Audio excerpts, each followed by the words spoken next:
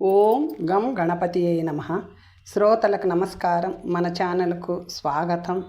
శ్రీ పద్మ మహాపురాణం 7వ భాగం సువ్రతుని జననం. శ్రీహరి ఇట్లు పలికెను. ఓ బ్రాహ్మణ, నీ పుణ్యవంతమైన నీ తపస్సునకు, నీ సత్యమునకు, పావనమైన నీ స్తోత్రమునకు నేను సంతోషించితిని. వరమును కోరుకో. ఓ మహాభాగా, నీ మనసులోనున్న కోరికను తప్పక తీర్చెదను. నీవు ఏ ఏ కోరికలను కోరుదువో ఆయా కోరికలన్నిటినీ తప్పక ఇచ్చెదను.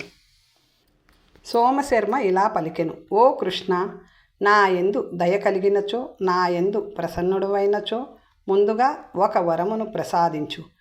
జన్మ జన్మలకు నాకు నీ యందు భక్తిని ప్రసాదించు. మోక్షదాయకము స్థిరము అయిన నీ పరమపదము యొక్క దర్శనము ప్రసాదించు. అట్లే నా వంశమును తరింపచేయుటకు దివ్య లక్షణ సంయుతుడు, విష్ణుభక్తి పరుడు, వంశమును ఉద్ధరించువాడు, సర్వజ్ఞుడు, సర్వమును ఇచ్చువానిని, ధాంతుని,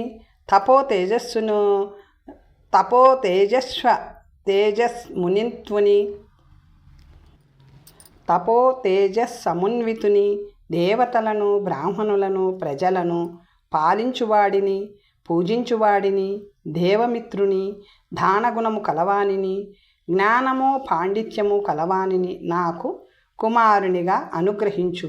నా దారిద్ర్యమును పరిహరించు. ఇదే నేను కోరుకునే వరము అనెను. అప్పుడు శ్రీహరి ఇలా పలికెను. ఓ బ్రాహ్మణోత్తమ, అట్లే అగుగాక. నీవు కోరుకున్నట్లే జరుగును. సందేహము లేదు. నా అనుగ్రహం వలన నీ వంశమును తరింపచేయు పుత్రుడు నీకు లభించును.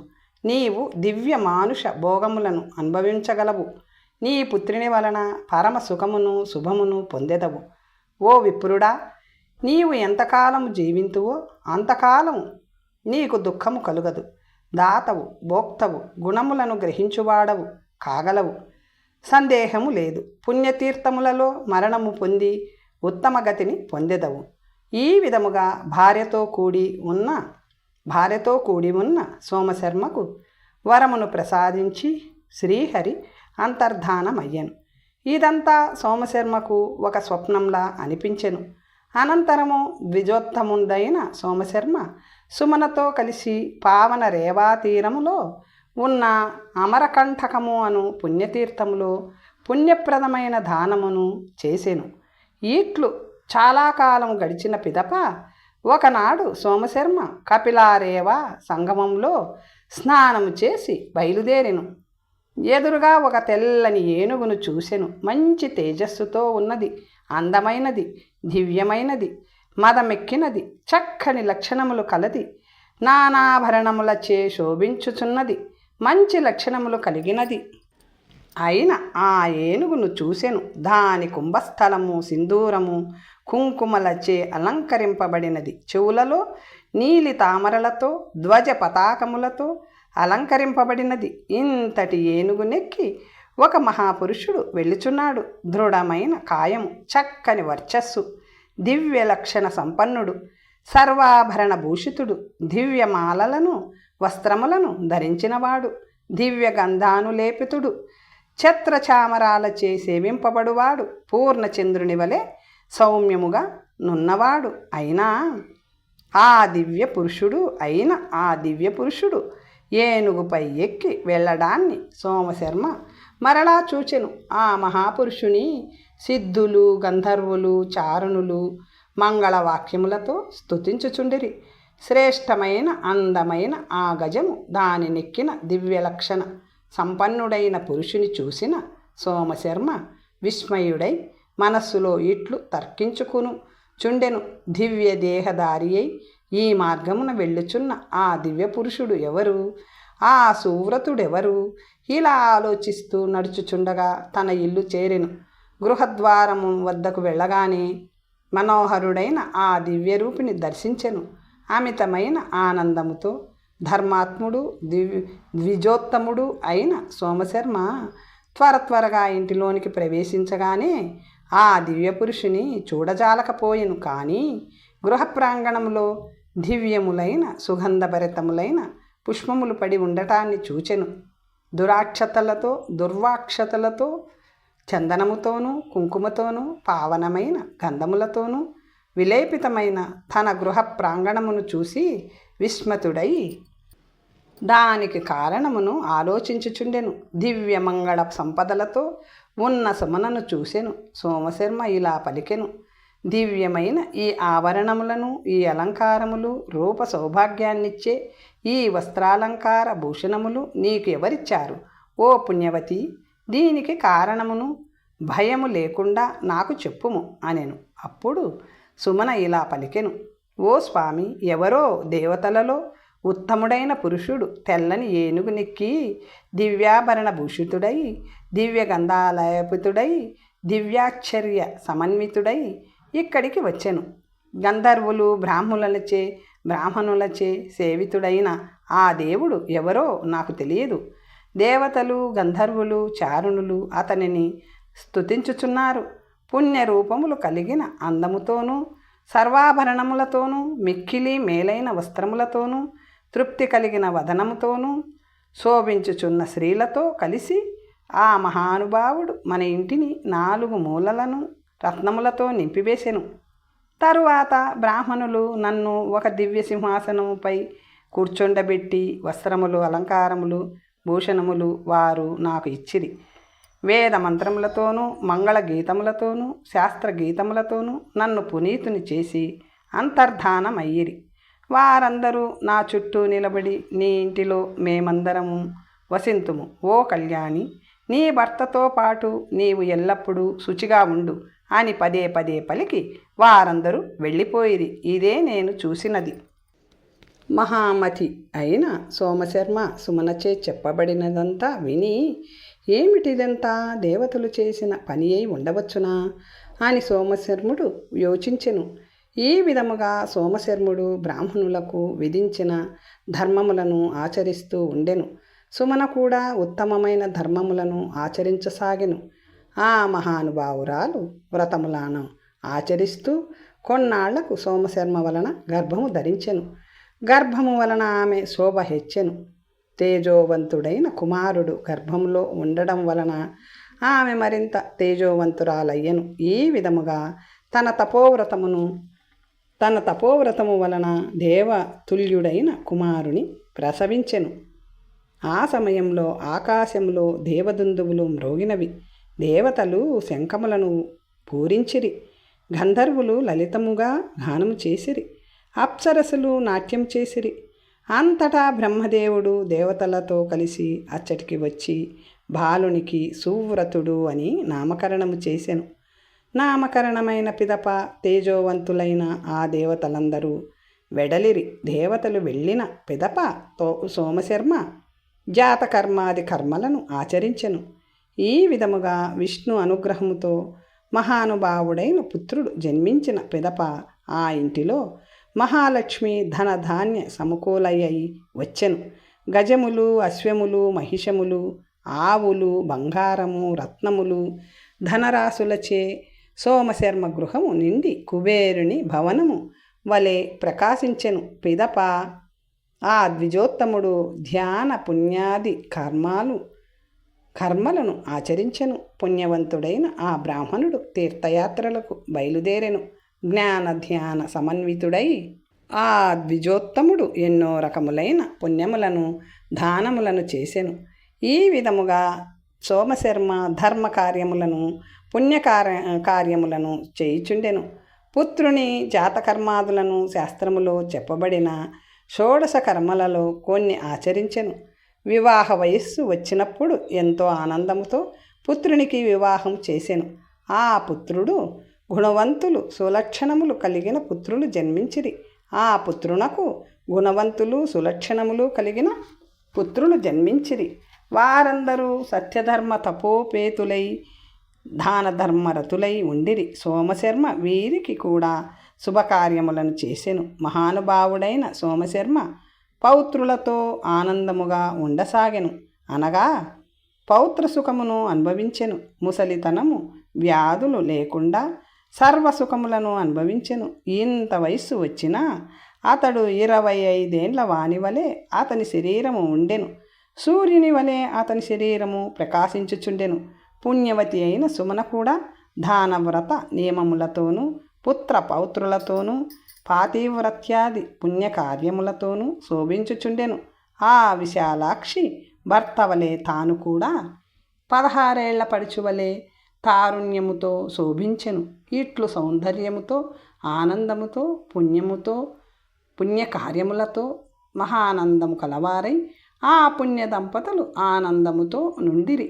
సోమశర్మ సుమనల వృత్తాంతమును చెప్పి తిని ఇక సువ్రతుని వ్రతచర్యను అనామయుడైన నారాయణుని ఆరాధించిన విధమును తెలిపెదను వినుడు.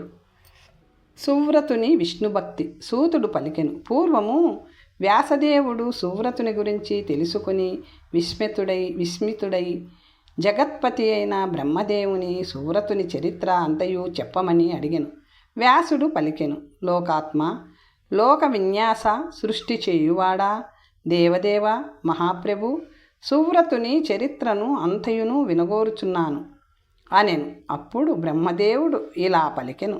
ఓ పరాశరుని పుత్రుడా, మహానుభావ, పుణ్యవంతమైన ఉత్తమమైన తపశ్చర్య సమన్వితమైన సువ్రతుని చరిత్రను నీకు వినిపించదను విను.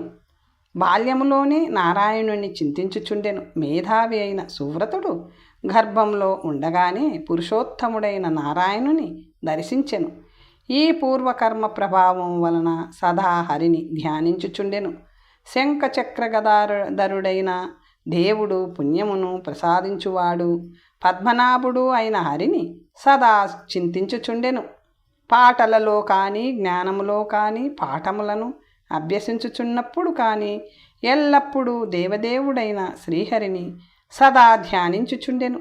బాలునిగా ఉన్నప్పుడు తోటి బాలురతో ఆటలాడుచున్నప్పుడు వారికి తనకి హరినామం పెట్టి పిలుచుచుండెను. వారిని పిలువవలసి వచ్చినప్పుడు మిత్రులను ఆ హరినామములతోనే పిలుచుచుండెను. ఓ కేశవ ఇలారా ఇలారా, ఓ మాధవ ఇలారా, ఓ చక్రధర రా, ఓ పురుషోత్తమ నీవు నాతోనే ఆటలాడాలి, ఓ మధుసూదన మనమిద్దరము కలిసి వెళదామా. ఈ విధముగా బాల్యము నుంచి హరినామములతోనే అందరినీ పిలుచుచుండెను. ఆడుతున్నప్పుడు చదువులో హాస్యములో యానములో శయనమున గానములో చూచుటలో కూర్చునుటలో ధ్యానములో మంత్రములో జ్ఞానములో సుకర్మలు చేయునప్పుడు జగన్నాథుని దర్శించుచుండెను. జనార్దనుని స్మరించుచుండెను. ఈ విధముగా అతడు సదా విశ్వనాథుని మహేశ్వరుడు సమస్తమును నియంత్రించువాడు అయిన శ్రీమన్నారాయణుని మాత్రమే ధ్యానించుచుండెను. గడ్డి పరకలోనూ కట్టెలోనూ రాయిలోనూ శుష్క వస్తువులలోనూ తడిసిన వస్తువులలోనూ అన్నిటిలోనూ ఆ ధర్మాత్ముడు కేశవుని గోవిందుని పుండరీకాక్షుని దర్శించుచుండెను. ఆకాశంలోనూ భూమి మధ్యను పర్వతములలోనూ వనములలోనూ జలప్రదేశములలోనూ రాతిలోనూ జీవులలోనూ ఆ మహామతి అయిన సువ్రతుడు నరసింహుని దర్శించుచుండెను. సుమనాపుత్రుడు బాలక్రీడలలో ఈ విధముగా ప్రతిరోజు ఆడుచుండెను. మధురమైన అక్షరాలతో శ్రీకృష్ణుని పాటలను గానం చేయుచుండెను. సువ్రతుడు ఇలా పలికెను. వేదములను చక్కగా తెలిసినవారు సదా ఎవరిని ధ్యానింతురో, ఎవరి దేహములో సకల లోకములు ఉన్నవో సకల పాపనాశకుడైన యోగీశ్వరుని మధుసూదనుని నేను శరణు పొందుచున్నాను. సకల లోకములందు ఉన్నప్పుడు సకల లోకములను తన యందు నిలుపుకొనినవాడు సర్వదోషరహితుడు పరమేశ్వరుడు అయిన నారాయణుని పాద యుగములను నమస్కరింతును. వేదాంత పఠనము వలన పునీతమైన బుద్ధి కలవారు గుణనిధి అనంత వీర్యుడు అయిన నారాయణుని స్తుతింతురు. అనంతము అగాధము దుర్గమము అయిన ఈ సంసార సాగరము నుండి తరించుటకు నేను నారాయణుని శరణు పొందుచున్నాను. యోగీంద్రుల మానస సరోవరములో రాజహంస పరిశుద్ధుడు విశేష మహిమావంతుడు అయిన శ్రీహరి యొక్క పుణ్యప్రదమైన పాదయుగములను శరణు పొందుచున్నాను. అసురులకు శత్రువైన వాడా నీ రక్షను నాకు ప్రసాదించు. సకల భువనములకు పతి అయినవాడు, సకల దుఃఖ అంధకారములను నశింపచేయుచు చంద్రుని నారాయణుని లోకమును పాలించుటకు ధర్మ నిర్మాణమును చేసిన వానిని, సత్యాన్వితుడైన వానిని, సకల లోకములకు గురువు అయిన వానిని సురేశుని నేను ధ్యానించుచున్నాను. సకల భువనములకు ఈశ్వరుడు దేవుడు అయిన శ్రీరంగనాథుని రసయుక్తమైన పాటలతో రాగతాళ సమేతముగా గానము చేసేదను. అజ్ఞాన నాశకుడు, జ్ఞానమను కమలమునకు సూర్యుని వంటివాడు, ఆనందమునకు మూలమైనవాడు, మహిమా సమేతుడు ఆయన నారాయణుని ధ్యానించదను. సంపూర్ణుడు, అమృత కళానిధానుడు, గీత కుశలుని అనన్య రసముతో నేను గానము చేసేదను. యోగ కరణయుక్తుడైన వానిని, పరమార్థ దృష్టిని, సకల చరాచర జగమునకు నిత్యము కటాక్షించు వానిని, పాపులు చూడజాలని వానిని కేశవుని శరణు పొందుచున్నాను. ఈ విధముగా రాగయుక్తముగా చప్పట్లు కొడుతూ కృష్ణుని పాటలు పాడుచు తోటి పిల్లలతో కలిసి ఆడుకొనుచుండెను. బాలభావముతో క్రీడారతుడై సువ్రతుడు నిత్యము విష్ణు ధ్యాన పరాయణుడై ఉండెను. ఇట్లు క్రీడా సువ్రతుని తల్లి సుమన, కుమార భోజనము చేయుము, లేకపోతే ఆకలి నిన్ను బాధిస్తుంది అని పలికినప్పుడు హరిధ్యాన రసమను మహా అమృతముతో తృప్తి పడుచున్నాను అని పలికెను. భోజనము కోసం ఆసనముపై కూర్చున్నప్పుడు అన్నమును చూసి, ఈ అన్నము స్వయముగా విష్ణువే, ఆత్మ అన్నమును ఆశ్రయించును. ఆత్మరూపమునమున్న విష్ణువు ఈ అన్నముతో తృప్తిని పొందించును. క్షీరసాగరమున శయనించి ఉన్న స్వామి ఈ పుణ్య జలముతో తృప్తుడగునుగాక. ఈ తాంబూల చందనములతో పుష్పములతో ఆత్మస్వరూపముతో నున్న కేశవుడు తృప్తి పొందునుగాక. ఆ ధర్మాత్ముడు శయ్యను చేరినప్పుడు యోగ నిద్రాన్వితుడవైన శ్రీకృష్ణ, నేను నిన్ను శరణు పొందుచున్నాను అని శ్రీకృష్ణుని చింతించుచుండును.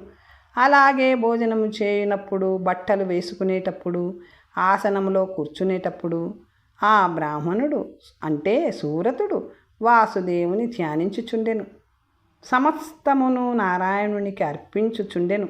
యవ్వనము వచ్చిన తరువాత ధర్మాత్ముడైన సూరతుడు కామభోగములను వదిలి సర్వపాప ప్రణాశకమైన ఉత్తమమైన వైఢూర్య పర్వతములోనున్న విష్ణువు యొక్క లింగమును చిహ్నమును సిద్ధేశ్వరుని ధ్యానిస్తూ ఉండెను. నర్మదా తీర దక్షిణ తటములోనున్న శ్రీ వైష్ణవ లింగమును ఓంకార సంజ్ఞమగు రుద్రుని బ్రహ్మదేవునిచే వృద్ధి పొందింపబడినవది అయిన సిద్ధేశ్వరుని ఆశ్రయించి తపమాచరించవలయునని యోచించెను. సువ్రతుని పూర్వజన్మ వృత్తాంతము వ్యాసుడు ఇలా పలికెను. ఓ మహానుభావ, నాదొక ప్రశ్న మిమ్మల్ని అడుగుతున్నాను, సమాధానం చెప్పవలేను. సువ్రతుని పూర్వజన్మలో అనామయుడైన నారాయణుని ధ్యానించుచుండెనని మీరు చెప్పిరి. సువ్రతుడు పూర్వజన్మలో ఏ జాతిలో పుట్టెను? శ్రీహరిని ఎలా ఆరాధించెను? ఈ సుదేహముతోనే పుణ్య సంచయము చేసిన ఇతడు ఎవరు? ఇదంతా నాకు చెప్పవలేను అనెను. అప్పుడు బ్రహ్మ ఇలా పలికెను. సకల సమృద్ధి కలిగిన విదిశ అను నగరం ఉన్నది. ఆ నగరానికి మహా తేజస్వి బలవంతుడు ఋతుధ్వజుని కుమారుడు రాజుగా ఉండెను. అతని కుమారుడు అమిత ప్రజ్ఞాశాలి అయిన రుక్మభూషణుడు రాజుగా ఉండేటివాడు. అతని ధర్మపత్ని పేరు సంధ్యావళి. ఆమె యందు ఆ రాజునకు తనంతటి కుమారుడు కలిగెను. అతనికి ధర్మాంగదుడను పేరు పెట్టెను. అతడు సర్వలక్షణ సంపన్నుడై పితృభక్తి పరాయణుడై ఉండెను. అంతేకాదు, అతడు భాగవతోత్తముడు కూడా. తన తండ్రి ఆనందము కోసం మోహినికి తన శిరమును ఇచ్చెను. అతని విష్ణు ధర్మమునకు పితృభక్తికి ఋషికేశుడు ప్రసన్నుడై అతనిని సశరీరముగా పరమ పదమునకు తీసుకొని వెళ్ళెను. సకల వైష్ణవ ధర్మములు తెలిసినవాడు, సాత్వతులతో శ్రేష్ఠుడు, సాత్వతులలో శ్రేష్ఠుడు, మహాప్రాజ్ఞుడు, ధర్మము తెలిసినవాడు, ధర్మమునకు భూషణుడు అయిన ధర్మాంగదుడు తనకిష్టము వచ్చినట్లు దివ్య భోగములను అనుభవించెను. 1000 యుగముల కాలము పూర్తి అయిన పిమ్మట అచ్చటి నుంచి పరిభ్రష్టుడై విష్ణువు యొక్క అనుగ్రహము వలన సోమసేనుని పుత్రునిగా సుమన ఆనందమును పెంపొందించు సువ్రతునిగా జన్మించెను. మేధావి అయిన సువ్రతుడు భాగవతోత్తముడు విష్ణు ధ్యానపరుడై తపమాచరించెను. సువ్రతుడు కామక్రోధాది దోషములను విడిచి ఇంద్రియములను నియంత్రించి నిరంతరముగా తపమాచరించుచుండెను. శ్రేష్టమైన వైఢూర్య పర్వతములలో సిద్ధేశ్వరుని సన్నిధిలో విష్ణు ధ్యానమునందు మనస్సును లగ్నము చేసి 100 సంవత్సరముల కాలము తపమాచరించెను. జగన్నాథుడైన నారాయణుడు శంఖచక్ర గదాధరుడు ప్రసన్నుడై లక్ష్మీదేవితో సహా కేశవుడు అచ్చటికి వచ్చి, ఓ ధర్మాత్మ, సువ్రత, బుధులలో శ్రేష్ఠుడా, నీకు వరములనివ్వడానికి నేను కృష్ణుడను వచ్చాను. ఉత్తమమైన విష్ణువు వాక్యములను సువ్రతుడు హర్షముతో జనార్దనుని దర్శించి చేతులు జోడించి నమస్కరించెను. సువ్రతుడు ఇలా పలికెను: సంసార సాగరము అతీవమైన మహామహ దుఃఖములను, కెరటములతోనూ వివిధ రకములైన మోహములను అలలతోనూ నిండియున్నది. నేను చేసిన పాప పుణ్యములు ఫలముగా ఇక్కడకు చేరాను. ఓ జనార్దన, దీని నుంచి ఈ దీనుని త్వరగా ఉద్ధరించు. కర్మలను మేఘములు వర్షించబోవునట్లు ఉరుముచున్నవి. మోహాంధకారములు అనేకముగా నన్ను చుట్టుముట్టినవి. అందువలన నిన్ను నేను చూడజాలను. ఓ మధుసూదన, ఈ దీనునకు నీ చెయ్యి నందించు. ఈ సంసారమును కారడవి మహా దుఃఖములను వృక్షములతో నిండి ఉన్నది. మోహములను సింహములు ఇచ్చట సంచరించుచున్నవి. కరుణ కామము అను అగ్ని నన్ను దహించి వేయుచున్నది. ఓ కృష్ణ, నిత్యము దహింపబడుచున్న నన్ను రక్షించి, సంసార వృక్షము జీర్ణమైనది, వయసు చెల్లినది, ఎత్తైనది, అందువన మాయయను మూలము కరుణ దుఃఖము అను శాఖలతో కొమ్మలతో విస్తరించి ఉన్నది. భార్య మొదలగు వారి సంగమము అను ఆకులతో ఉన్న ఆ చెట్టుకు ఫలములు కాసినవి. ఓ మురారి, దానిని అందుకోవటానికి చెట్టు ఎక్కి క్రింద పడిన నన్ను కాపాడు. రకరకములైన మోహములనడి ధూమముతో కూడిన దుఃఖాగ్నిలో మరణము వంటి వియోగము శోకముచే నేను దహింపబడుచున్నాను. జ్ఞాన మేఘములను నాపై వర్షింపచేయు. ఓ కృష్ణ, నాకు ముక్తిని ప్రసాదించు. భయంకరమైన అంధకారముతో నిండిన సంసారమనే లోతైన గొయ్యిలో పడ్డాను. ఓ కృష్ణ, భయాతురుడనైన ఈ దీనుని యందు దయచూపు. నేను నిన్ను శరణు పొందుటకు వచ్చి తిని. ఈ సంసారము నుంచి నాకు విముక్తిని కలిగించు. మనస్సును నియంత్రించువారు నీ యందు భక్తి కలిగిన వారు జ్ఞానముతో నిండిన మనస్సు కలవారై నిన్ను ధ్యానింతురు. నీ పరమ పదమును పొందుదురు. పరమ పావనమైన నీ పాదపద్మములను దేవకిన్నెర గణాలు సదా నిన్ను స్మరిస్తూ సేవించుచుందురు. నేను వేరెవరి గురించి మాట్లాడను, వేరెవరిని భజించను, వేరెవరిని ధ్యానించను. నీ పాదయుగళములకు మాత్రమే సదా నేను నమస్కరించెదను. ఓ కృష్ణ, నా కోరికను నీవే తీర్చుము. నా పాతకముల రాసుల దూరముగా పోవును కాక. ఓ దేవా, నేను నీ దాసుడను. జన్మ జన్మలకు నేను నీకు కింకరుడను. నీ పాద పద్మయుగళములను సదా స్మరింతును. ఓ కృష్ణ, నీవు నా యందు ప్రసన్నుడవైనచో నాకొక వరము ప్రసాదించుము. నా తల్లిదండ్రులను సశరీరముగా నీ ధామమునకు చేర్చుము. నా యందు సందేహము వలదు అనిన శ్రీకృష్ణుడు ఇలా పలికెను. నీ పరమ కార్యము తప్పక నెరవేరుతుంది అనెను. అప్పుడు బ్రహ్మదేవుడు ఇలా పలికెను. సువ్రతుని విషయములో ప్రసన్నుడైన వృషికేశుడు అతని భక్తికి సంతుష్టుడయ్యెను. సుమనా సోమశర్మల మరణము దహనము లేకుండా సువ్రతునితో పాటు విష్ణులోకమునకు వెడలిరి. 2 కల్పములు కాలము సువ్రతుడు దివ్యలోకములోనూ అనుభవించి దేవకార్యార్థమై ఇప్పుడు నారాయణుని ఆజ్ఞగా కశ్యపుని ఇంటిలో జన్మించెను. విష్ణువు అనుగ్రహముతో ఇంద్ర పదవిని కూడా పొందును. ఈతడు వసుదత్తుడను నామముతో విఖ్యాతుడై ఇంద్ర పదవిని పొంది సమస్త దేవతలచే నమస్కరింపబడుచు స్వర్గమును అనుభవించును. సృష్టికి సంబంధించి సర్వ వృత్తాంతమును నీకు చెప్పాను. ఇంక ఏమైనా వినదలిచినచో దానిని కూడా చెప్పెదను అనెను. అప్పుడు వ్యాసుడు ఇలా పలికెను. బలవంతుడు, రుక్మాంగదుని పుత్రుడు, మహాప్రాజ్ఞుడు అయిన ధర్మాంగదుడు మొదటి కృతయుగంలో ఇంద్రుడు కదా. మరి ఇప్పుడు మరొక ధర్మాంగదుడు, మరొక రుక్మాంగదుడు ఎలా వచ్చారు? ఈతడు ధర్మాంగదుడు కూడా ఇంద్రుడెలా అయ్యాడు?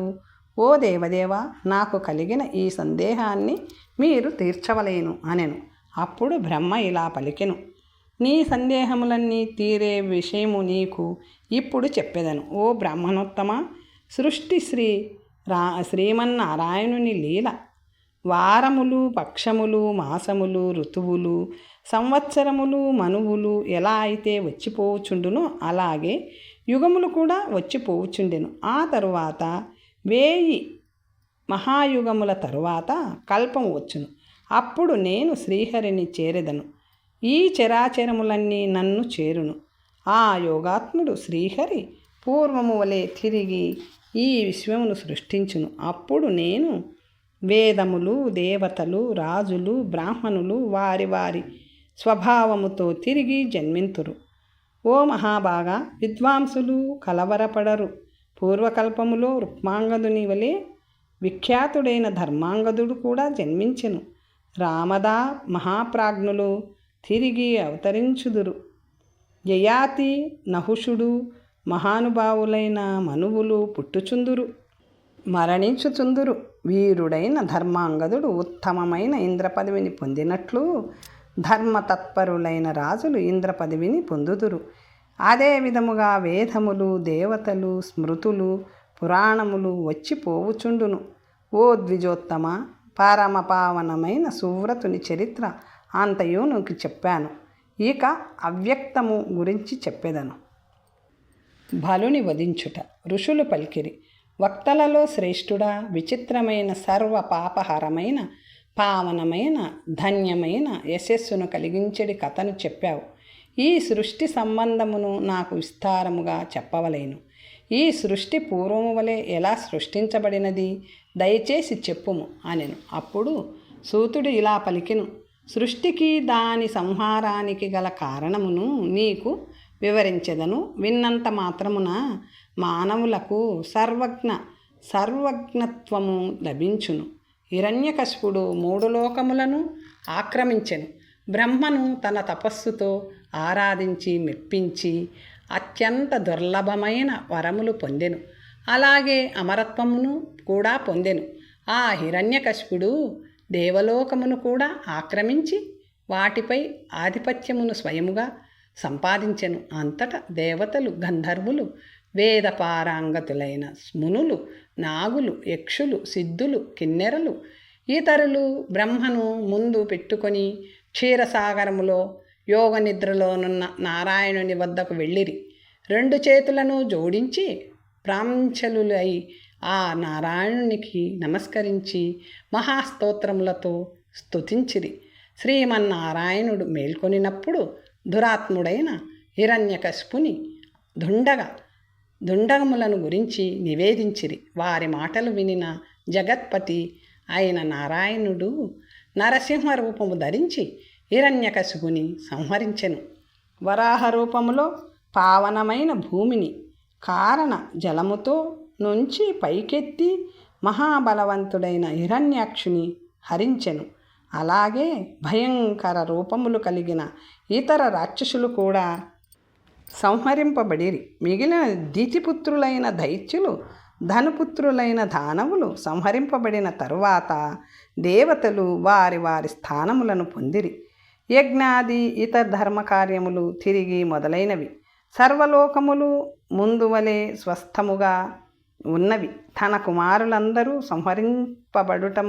బడుటముతో దితి శోకముచే తపింపబడి దుఃఖ పీడితురాలై ఆహాకారములు చేస్తూ మూర్ఛితురాలయ్యెను. పిదప సూర్యుని వలె ప్రకాశించువాడు మహాత్ముడు తపో తేజస్సుచే వెలుగువాడు అయిన తన భర్త కశ్యపునికి భక్తితో నమస్కరించి ఇలా పలికెను. ఓ పూజ్యుడా, ఆ చక్రధరుడు శ్రీహరి నన్ను సంతానహీనురాలుని చేశాడు. దేవతలు నా పుత్రులైన దైత్యులను ధనుపుత్రులైన దానవులందరినీ సంహరించిరి. పుత్ర శోకాగ్నిచే నేను దహింపబడుచున్నాను.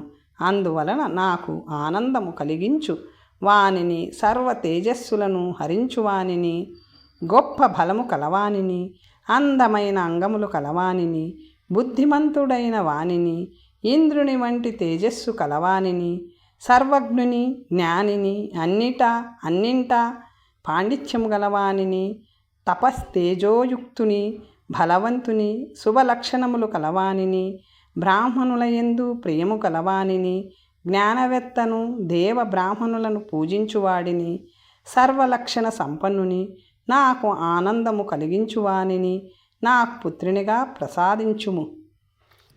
దితి పలికిన శ్రేష్టమైన మాటలు విన్న కశ్యపుడు దుఃఖితురాలైన ఆమె యందు దయగలవాడై ప్రేమతో ఆమె శిరస్సుపై చెయ్యి పెట్టి ఆ దీనురాలితో ఇలా పలికెను. ఓ మహాభాగే, నీవు కోరిన లక్షణములు గల పుత్రుని పొందెదవు అని పలికి కశ్యపుడు మేరు పర్వతమునకు వెళ్ళెను. ఏకాంతముగా పరమవ్రతుడై గొప్ప తపమును ఆచరించెను. అదే సమయములో దితి ఉత్తమ గర్భమును ధరించెను. సర్వధర్మజ్ఞురాలైన దితి శుభకర్మలను ఆచరిస్తూ శుద్ధ మనస్సుతో 100 సంవత్సరముల కాలము గర్భమును ధరించి పిదప పరబ్రహ్మ తేజస్సు కలిగిన పుత్రుని ప్రసవించెను. అంతటా కశ్యపుడు అత్యంత సంతోషముతో అక్కడికి వచ్చి ఆ పుత్రునికి బలుడు అనే పేరు పెట్టెను. ఆ విధముగా నామకరణము చేసి ఉపనయనము గావించి, కుమారా, నీవు బ్రహ్మచర్యమును సాధించు అని పలికెను. తండ్రి మాటలు విన్న బలుడు, ఓ బ్రాహ్మణోత్తమ, మీరు చెప్పినట్లే చేసేదను. బ్రహ్మచర్యమును అవలంబించి వేదములను అధ్యయనము చేసేదను అనెను. అప్పుడు సూతుడు ఇలా పలికెను. ఆ విధముగా 100 సంవత్సరముల కాలము తపస్సులో గడిచినది. అంతటా తపస్సు చే తేజోవంతుడైన బలుడు తల్లి వద్దకు వచ్చెను. దివ్యమైన తపో తేజస్సుతో ప్రకాశించుచున్న మహాత్ముడైన తన పుత్రుని బ్రహ్మచారిని చూచి దితి హర్ష పులికిత అయినది.